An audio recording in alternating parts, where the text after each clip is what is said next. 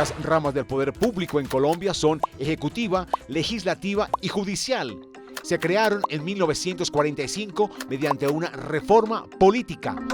Hoy le preguntamos sobre este tema al doctor Juan Carlos Melo Santos, magíster en Derecho Administrativo y experto en estructura del Estado y responsabilidad fiscal. También coordinador del área de Derecho Público de la Universidad La Gran Colombia.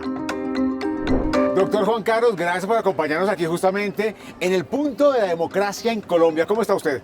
Muy bien, muchas gracias, apreciado Joseph, muy amable por tu invitación. Contémosle a la gente qué son exactamente las ramas del poder público. Claro que sí. Lo primero que debemos recordar es que Colombia es un estado social de derecho y en tal virtud existen en nuestro estado tres ramas del poder público. En primer lugar, la rama legislativa, en segundo lugar, la rama ejecutiva y en tercer lugar, la rama judicial. La rama legislativa esencialmente se encarga precisamente de la función legislativa y el órgano encargado precisamente de esta función es el Congreso de la República. Ese Congreso de la República está conformado por el Senado de la República y por la Cámara de Representantes. No solamente ejerce la función legislativa, también ejerce la función constituyente, la función judicial y otra serie de funciones, pero esencialmente le corresponde hacer las leyes. A su turno tenemos la rama ejecutiva del poder público conformada por precisamente la Presidencia de la República, la Vicepresidencia, los ministerios, los departamentos administrativos, los consejos superiores de la administración, las superintendencias y las unidades administrativas especiales. Y finalmente, la rama judicial del poder público, es decir, los jueces y magistrados encargados precisamente de administrar justicia. Así como usted lo cuenta, doctor Melo, claro, lo entendemos, pero uno dice, bueno, qué cantidad de cargos, cantidad de funciones, pero eso cómo me beneficia a mí como ciudadano. Ya vamos justamente un poco a entrar allí para que entendamos cómo usted y yo nos podemos beneficiar justamente de las ramas del poder público. Pero antes, venga, le muestro una cosa. Vea este bello edificio que está aquí. Justamente aquí hay un dato bien interesante porque el Palacio de Nariño se inició a construir en 1906 con un estilo neoclásico, doctor Juan Carlos. Se inauguró el 20 de julio de 1908 por el general Rafael Reyes. Aquí justamente eran los predios reales de la casa natal justamente de Antonio Nariño.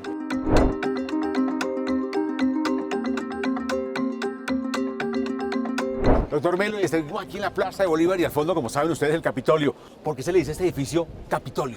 Claro, precisamente porque es el escenario ideal en el cual los diferentes representantes de la democracia, los representantes de la sociedad, convergen los partidos políticos y los movimientos para ejercer esa función legislativa y otra serie de funciones. Y atrás justamente está el Palacio Nariño y ahí está todo lo que pasa en la rama del poder ejecutivo que es comandada por el presidente. Pero vamos despacio entonces. El presidente es el líder de esa rama ejecutiva que tiene obviamente el tema de organizar a los ministros. ¿Cómo funciona para entender la función real del presidente, por Dios? Claro.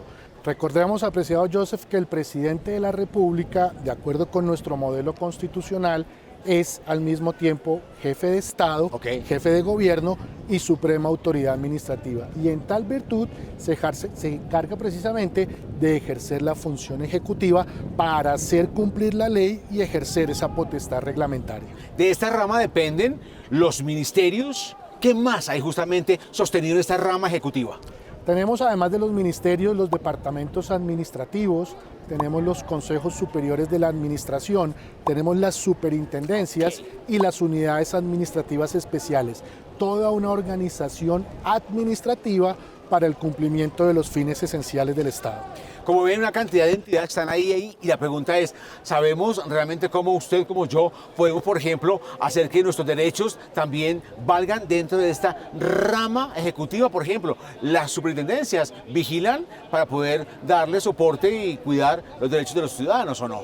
Así es. Y hay dos mecanismos esenciales que establece nuestro ordenamiento jurídico. En primer lugar, el derecho de petición, en virtud del cual la ciudadanía se puede acercar a las autoridades, y en segundo lugar la acción de tutela como mecanismo de protección de derechos fundamentales. Y seguimos hablando de esos dos mecanismos de participación. Uno es el derecho de petición y el segundo es la tutela. Atención, doctor Melo, ¿en qué momento paso una de ellas. El primero me imagino que es el derecho de petición. ¿Por qué lo paso y ante quién lo presento? Claro, el derecho de petición es precisamente un derecho fundamental que puede ser presentado por cualquier ciudadano ante cualquier autoridad con el fin de solicitar la prestación de un servicio público o el reconocimiento del derecho, o que, por ejemplo, en mi ciudad, en mi barrio, me presten un servicio público domiciliario, acueducto, alcantarillado, energía eléctrica, gas natural, en fin, cualquier escenario propicio para garantizar esa democracia. Incluida la salud. Así es. Perfecto. Una vez presento el derecho de petición, ¿cuánto tiempo espero para una respuesta? Y si no la hay, ¿qué debo hacer? Por regla general, el derecho de petición requiere para su respuesta 15 días 15 hábiles. días. El derecho de petición en interés particular, en interés general. Existen otras clases de derechos de petición que requieren un tiempo adicional, como por ejemplo el de formulación de consulta de 30 días hábiles, pero por regla general son 15 días hábiles. Perfecto, muy bien. Eso es lo que soporta en gran rasgo esa rama del Poder Ejecutivo que es comandado por el Presidente de la República de Colombia. Viene otra fundamental y es la rama legislativa, que sabemos está Congreso y Senado y Cámara de Representantes, ¿verdad? Así es. El Congreso de la República es el órgano legislativo y precisamente todos podemos, precisamente como sociedad civil, entrar a participar en el ejercicio y conformación del poder público a través, por ejemplo, apreciado Joseph, de otros mecanismos de participación ciudadana, como por ejemplo el referendo, el plebiscito, la consulta popular, Perfecto. el cabildo abierto, la revocatoria del mandato y uno bien importante, el voto, el derecho a elegir y a ser elegido. Perfecto. Y justamente en esa rama legislativa uno dice, y también la ejecutiva, por supuesto, uno dice, pues que como ciudadano no tengo nada que ver. Eso es política. Atención, tenemos una gran responsabilidad y además un deber, elegir a cada uno de ellos. Por lo tanto, somos también responsables de lo que pasa con el país, o a veces no lo entendemos así. Claro, y esencialmente en un Estado social y democrático de derecho, lo que debe primar son los derechos de los ciudadanos, la dignidad humana, el bienestar social y la forma como todos nos podemos ver beneficiados en la toma de decisiones por parte de las autoridades públicas. No solamente tenemos derechos, y esto es bien importante resaltarlo, también tenemos deberes. Y debemos contribuir precisamente, por ejemplo, con el pago de impuestos, o por ejemplo con la administración de justicia o con el principio de solidaridad mediante acciones que puedan precisamente garantizar esa convivencia.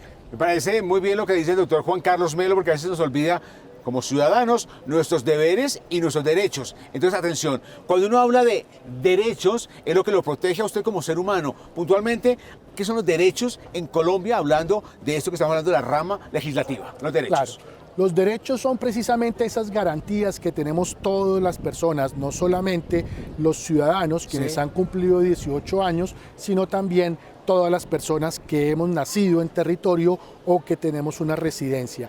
Y esos derechos los podemos clasificar en unos derechos fundamentales, en unos derechos sociales, económicos, culturales y en unos derechos colectivos y de protección al medio ambiente. Derechos. ¿Y les parece si vamos a algo fundamental y son mis deberes como ciudadano? ¿Cuáles son los deberes?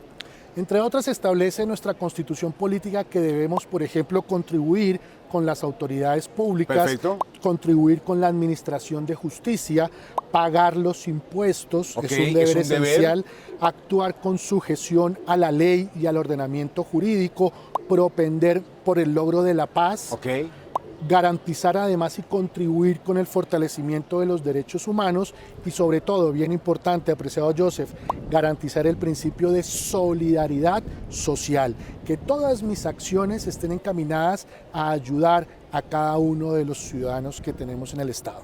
Ok, y la pregunta que viene es, ¿no sería también un deber hacer vigilancia, control a esos colombianos que yo elijo para el Senado, para el Congreso, para la presidencia, para la Cámara de Representantes? También es un deber. Pero hagamos una cosa.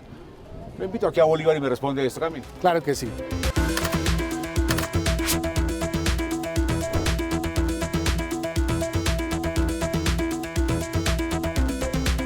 En esta estatua les dije y les prometí que vamos a entender cuáles son los deberes de los ciudadanos. Recuerde, escogemos en las urnas por voto libre en Colombia y democrático, Senado, Congreso y otras entidades más.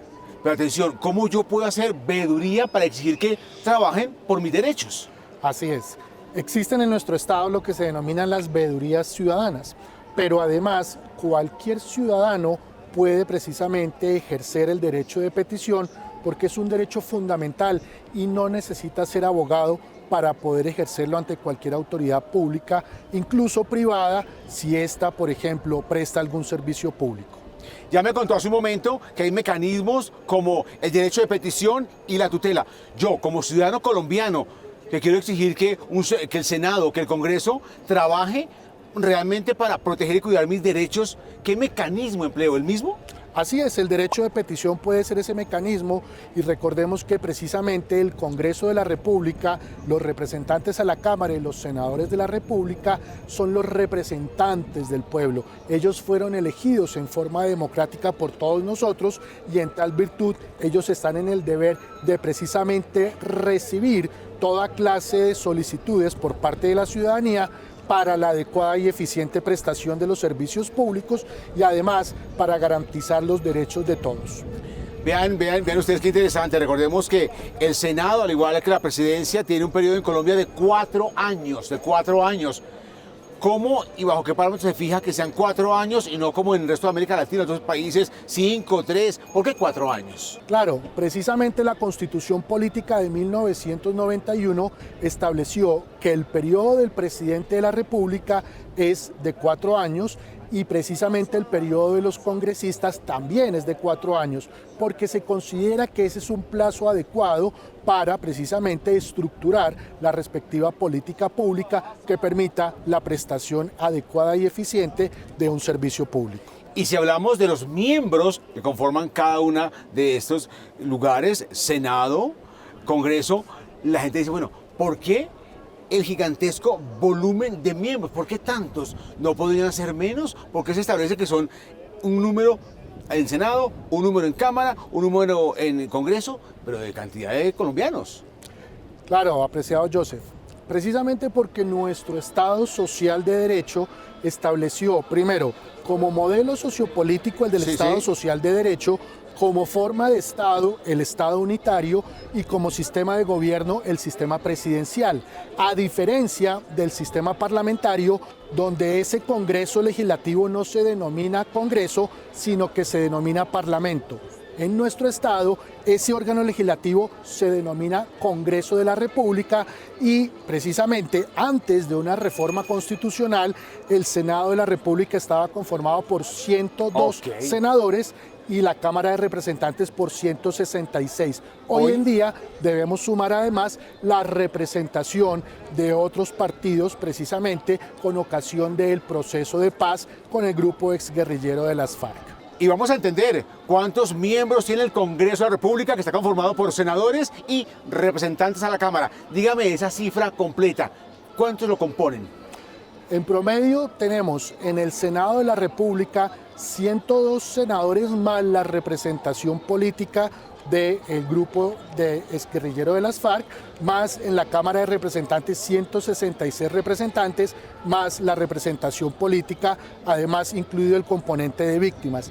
En total tenemos aproximadamente en nuestro Congreso de la República 280 congresistas en promedio. Ok, usted me contaba hace un momento que uno de mis deberes es pagar impuestos. La pregunta es, todos los salarios de lo que pasa en la rama ejecutiva, en la rama legislativa y también vamos a hablar más adelante de la rama judicial, ¿viene de lo que se recauda por lo que los colombianos pagamos como impuestos? ¿Sí? Así es. Existe en nuestro estado lo que se denomina el presupuesto general de la nación y ese presupuesto general de la nación también debe ser aprobado por el Congreso de la República mediante ley. Y ese presupuesto general de la nación tendrá vigencia del 1 de enero al 31 de diciembre y ahí establecerá precisamente todos los rubros y las partidas presupuestales para precisamente poder costear todo lo que significa el andamiaje del Estado, el pago de la nómina de los servidores públicos y las necesidades frente a lo que se debe incorporar en el presupuesto de rentas y gastos. Muy bien.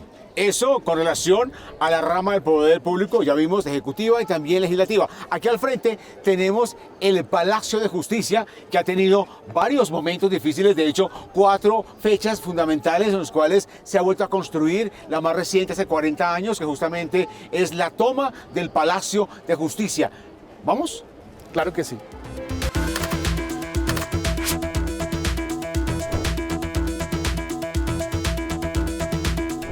Muy bien, como ven, al fondo tenemos el famosísimo y también que ha sido bastante lastimado por diferentes hechos históricos en Colombia, el Palacio de Justicia. Y justamente allí está la rama judicial. Doctor Melo, ¿cómo entendemos qué pasa ahí en la rama judicial de Colombia? Claro, muy importante, apreciado Joseph, la administración de justicia. Ahí, en el Palacio de Justicia, tenemos precisamente las altas cortes. ¿Cuáles son las altas cortes en Colombia? La Corte Suprema de Justicia, jurisdicción ordinaria, sí. El Consejo de Estado, jurisdicción de lo contencioso administrativo, la Corte Constitucional, jurisdicción constitucional, tenemos el Consejo Superior de la Judicatura y tenemos la Comisión Nacional de Disciplina Judicial. Son magistrados que se encargan precisamente de hacer cumplir la ley y de administrar justicia en Colombia. Porque uno ve esas dependencias y así a simple vista dice, por Dios, cantidad de cargos de dependencias que los ciudadanos podríamos confundirnos con relación a qué pasa allí. Si uno le pregunta, ¿cómo la rama del poder público, en este caso la judicial, cuida mis derechos como ciudadano? ¿Qué les contamos a los televidentes? Claro. Recordemos que el derecho de acceso a la administración de justicia es un derecho fundamental y es gratuito. No necesitamos ningún costo ni precisamente pagar por acceder a la administración de justicia. Y es precisamente toda la rama judicial la encargada de garantizarle a los ciudadanos, a todas las personas, sus derechos constitucionales y garantizar precisamente que dentro del Estado se logren los objetivos del Estado social de derecho y los fines esenciales del Estado. Para tal fin podemos acudir a donde el juez, podemos acudir a la administración de justicia para solicitar la protección de los derechos y en caso de que se presente algún conflicto con el Estado, que precisamente podamos a través de la jurisdicción de lo contencioso administrativa resolver esa desigualdad o esa vulneración que se pueda presentar en los derechos. Yo puedo, como ciudadano, venir aquí y dirimir cualquier dificultad, cualquier problema, cualquier conflicto que tenga. Ellos me ayudan a dirimirlo, pero ¿con qué mecanismo? ¿Cómo entiendo? Porque uno dice, bueno, es que no, se demora tiempos larguísimos en atender mis solicitudes. Es un poco, a veces lo que dicen los colombianos es que cuando llegan a estos lugares es dispendioso que sean realmente atendidos, ¿no? Claro. En términos generales, la administración de justicia, de acuerdo con las normas, tiene unos plazos procesales establecidos para tal efecto.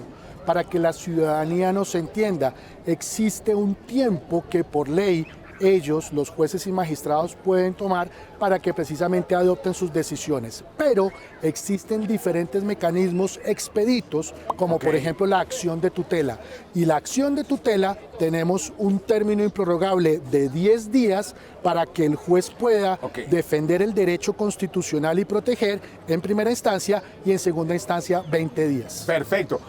Pero entonces la pregunta es, cualquier ciudadano, aparte de ir a la comisaría de su barrio, de su pueblo, de su región, podría también venir aquí ante esta entidad y decir, quiero que mi derecho sea respetado, quiero que me ayuden a dirimir un conflicto. Se puede hacer, porque a veces como ciudadanos no entendemos hacia dónde tenemos que ir a llevar esos conflictos para que sean resueltos.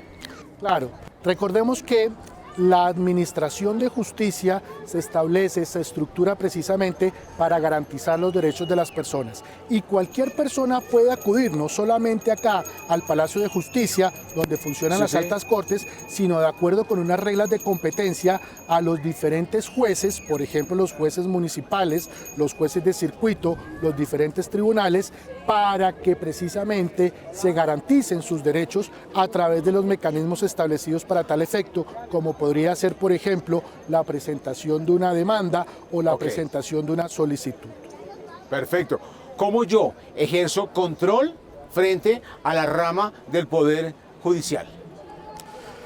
Digamos que actualmente existen diferentes mecanismos Sí, para sí. que podamos precisamente solicitar de los jueces toda una serie de garantías, entre ellos precisamente el mecanismo de protección de derechos fundamentales como la acción de tutela o el mecanismo de protección de derechos sociales, económicos y culturales y otra serie de acciones constitucionales.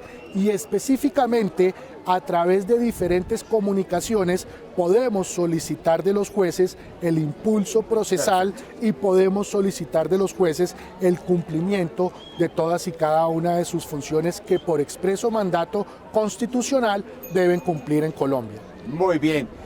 Usted está muy elegante. Lo invito a que nos sentemos aquí en la Plaza de Bolívar como todo el mundo. Claro que Tenemos sí. un dato de este edificio icónico que es el Palacio de Justicia. Venga, nos sentamos un poquito que está bien. Claro que sí.